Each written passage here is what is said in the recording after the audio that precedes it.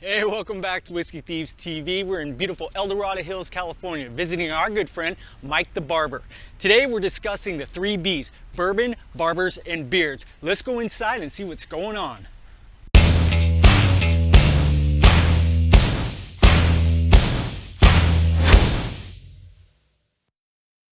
So my beard's a little unruly right now, and it's not big, but it's definitely frizzy fuzzy, and Mike's gonna help clean it up a little bit and give us some pointers as to, you know, what's the best way to take care of your beard, trim it, etc. So we're just gonna see where this goes, and hopefully, are we gonna drink any whiskey? We might creep in a little bit later. All right. Now we're gonna take care of that Viking thing. All right, let's do this. Do it. I was on a conference call the other day, and I'm looking at myself, and I'm like, whoa, I got frizz everywhere. I need help. It's because you're reaching for the stars. Yeah. And the thing is with beards, like what you were talking about, how your beard just got out of control and big and what. Yeah. So when I look at it, I want to take your beard and run it just right down your face. So it's just sculpted to your face, right? So like you can have this, you know, just a big, full, beautiful beard as long as it's coming. And that's what happens with the guys is their beard just starts poofing out on the sides. Yeah. It looks horrible. But we can... Yours really is not going to take much at all. We're just going to taper this in a little bit, blend it into this what you have going on with your hair. A little easy peasy. We'll throw some of this beard product on here. All right. Ooh, go from there. It's something like this. How do you like start? Like where's like the first steps in like? Usually it's more of like I said, just look at it, say, okay, how do I blend this into here? So I'm going to take this down really tight, but blend it into his hair, so it's just a smooth transition. So I'll just take this and just blend it in. Now, I've tried to trim. As a matter of fact, I lost a lot of good stuff because I tried to do my own job, and it did end up working out. And a lot of guys too, if you just want to maintain it at your house, you know, and you want to do it, the key is not to dig in. So don't stick on like a number 2 or 3 or whatever, and just gouge in there because it'll never come out smooth. But I think one of the things with your beard too, it's like, if you don't have fullness, you got to be careful because if you use combs and if you use like really poor cutters, you'll end up yanking out a lot of hair. Yeah. You know, like sometimes I use the wrong comb. I didn't even know there was a specific kind of brush. Yeah. You know, like if your comb is too fine, you'll yank hairs out. And if you already have thin hair, you're kind of losing real estate. Right. I had no idea that like there's different bristles that are softer on the hairs that actually keep them in line so you don't pull hair out. I like using... Yeah, let's ask the professional. Yeah, I mean that's a perfect. Yeah, I like using these really soft, like what you're talking about. Okay, for the beard. For the beard, yeah. Really? Okay. Yeah. Like we said, it doesn't pull your hair. Is there a specific kind of like to know? I've never used a brush on bristle my beard. or something? I don't really. I mean, this is just my personal preference. You could, if you were to talk to these guys, I'm sure they have their own line of brushes and all that stuff. Yeah. I use it. I like that. It's just my personal style, but. So you had mentioned, Mike, about the beard dandruff or the flakiness. I get it all the time, and it's interesting because we've recently just started affiliation with beard brands. Right. And I think we're going to be using some of their product today. Yeah, we're going to use it on for sure. I've been using. They have a moisturizer. They have this oil. They have this balm. But the oil and the beard wash and softener that I've been using, I don't have any of the flakiness. No. This is hair. Right. Yeah, at all. And I've been using it religiously for probably about 2 to 3 weeks. Yeah. And it's gotten rid of it. Yeah, it does. Yeah. All right, so let's put some product on. Me personally, so here, let's see, I'm looking at all their stuff. They have the beard wash. I haven't opened this up or checked it out yet, but yeah, see, it's just got a good smell to it. I like it. Yeah, and that's the Temple Smoke, right? What's that? Is that what the Temple Smoke? Yes. Well, that's the Temple Smoke, and then they have the conditioner too. Right. Same thing I do with my beard. Well, I don't have one so much now, but I tell people to put any product in when you're dry. Okay. Like a lot of people get there when they go to style their hair or whatever, they do it with their hair wet. But it's better to put it in the beard stuff with your beard dry. Okay. What do you say we do half your beard with the balm and half your beard with the oil and see what you think? So question, you shouldn't use both? I don't. Me personally, I like a balm. Better. Only because I think it has more lasting power. Now, if I was gonna go, like if I was just gonna go to dinner real quick and maybe I wanted my beard to look nice, I might go to the oil. Okay. Right? So that's good to know, because I didn't really know. For all day, then this is just my personal opinion. Lasting power, I like the balms. Okay. Let's do it. And it doesn't take much, believe it or not. Like just a little bit, I rub it in. And then this is the important part, so you don't get that beard dandruff, is to go, like, get in there. You know, don't be afraid of just, like, literally, like, get in there. Because it's got to touch, get all the way down to your skin. See, I was just putting it on the surface. Yeah, you got to get in there. That's interesting. And dig on it. Tip. Put that up there on the tip line or whatever. Yeah. You got to dig. The ticker. Yeah. It's good to know. It's a good tip. All right. I used to always think left shoulder, right? Now we're going to do a little oil. Okay. And I'm going to have you do that side. Okay. And same thing. I'm going to put a little bit in. Yeah, same. And then rub your hands together. There's a couple drops. It doesn't take much with the oil. And then just, like I said, just get in there, rub it all the way through.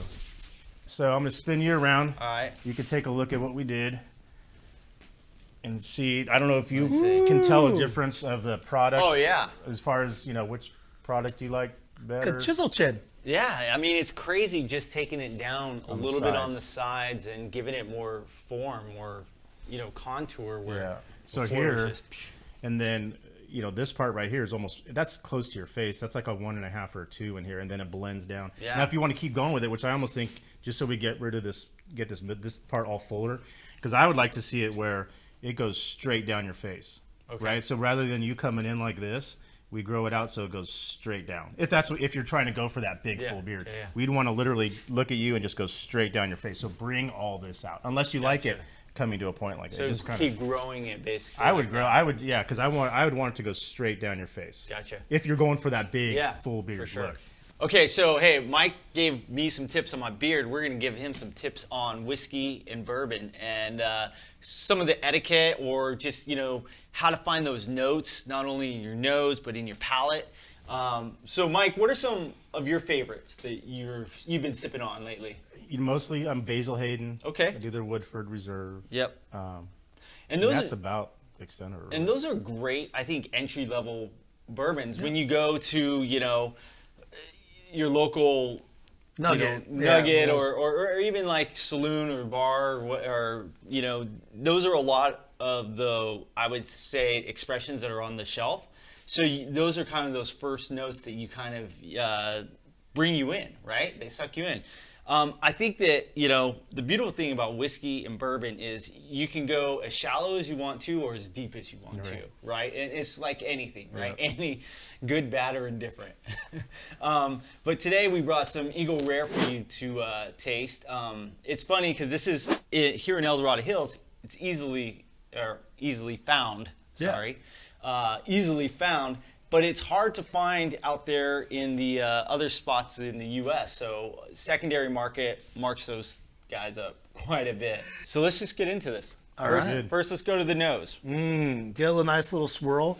The idea is to try to get some of the oil to coat the glass. That way it can bring out like some of the aromas out of it. Now, does the glass have a lot to do with it? Like, so if I were to taste it out of this glass versus a regular round bar glass. I mean, we have a funny story about that, because if you look at the hips on this thing, right, if you see how wide it goes and how it narrows, we had no idea when we first got into it that these were actually cognac glasses.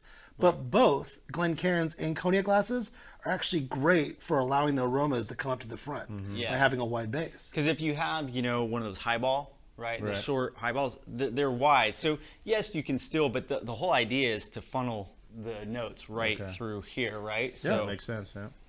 Oh gosh, I love this. Yeah, already brings me back. Go ahead. What you got? Memories.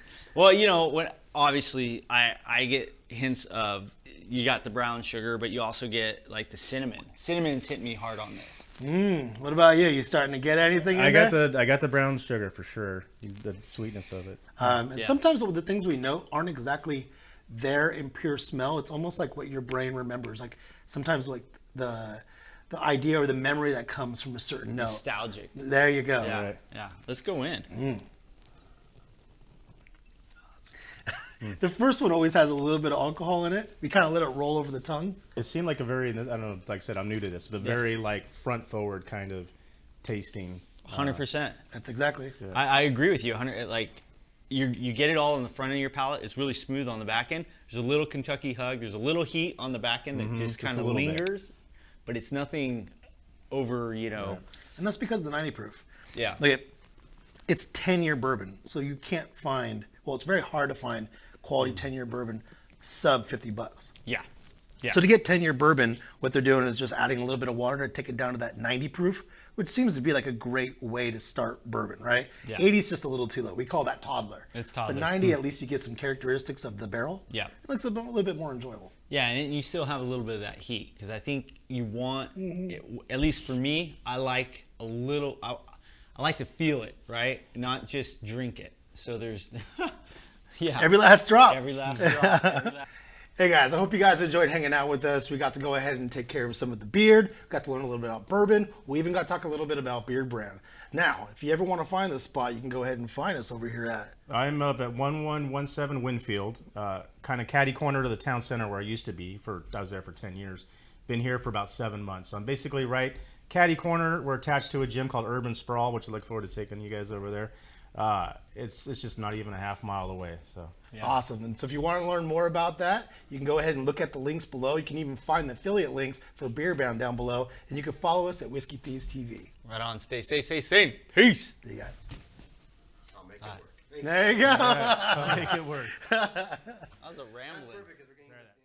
And here we go. Hey, welcome back to Whiskey Thieves TV. You got the General here, and today we're in beautiful El Dorado Hills, California, our hometown.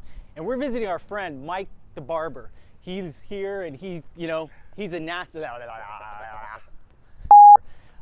We're here discussing the 3 B's. Bourbon. See, this is hard. It is hard. But hey, welcome back to Whiskey Thieves TV. Let me start. Ready? Start. That's bourbon, barbers, and beards. How about this? They're hard. So stay tuned on the porn stash, how that comes to fruition. Well, what do we used to call his, Joe? Carl! The Carl. I'm going to try to roll Carl with curves. Oh, yeah. You know? With Joel's permission, I'll put up the big Carl on the screen. Yeah. You got to keep them oiled. Yeah, who knows that? Right. How do you... It should come with some oil, Joey. That's not just by chance, my friend. Well, if you don't know, number one, you're going to yank on yourself. And two, I think... He's going to yank on himself. Yeah. He yanks on himself quite often.